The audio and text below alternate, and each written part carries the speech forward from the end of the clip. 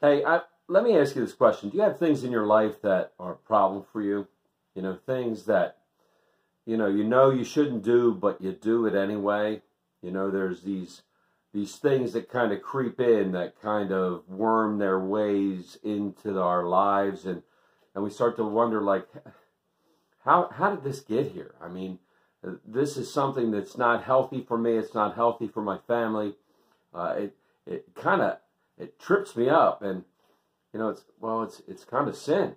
You know, it's something that doesn't draw me closer to God. As a matter of fact, it's something that pulls me away and separates me from the God who loves me the most. And whatever it is, I mean, it could be alcohol, it could be drugs, it could be smoking, it could be overeating, it could be gossiping, it could, right?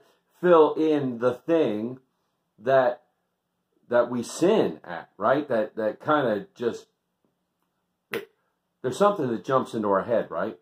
Whatever it is in our life that causes us to sin. And Jesus talks about that.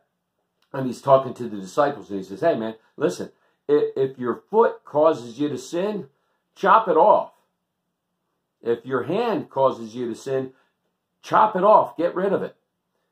Because it's better to go through life maimed than to go to hell.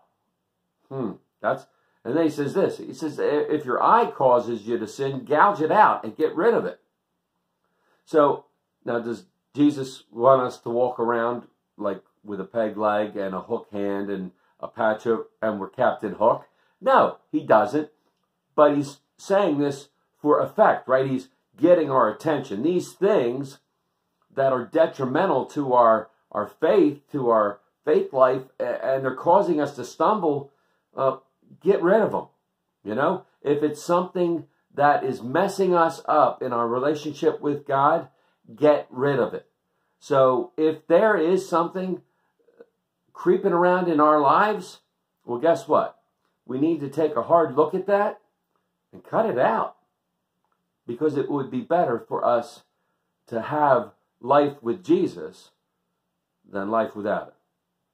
May God continue to pour out his grace, mercy, and blessings on each and every one of us until we get to meet again. Amen. Amen.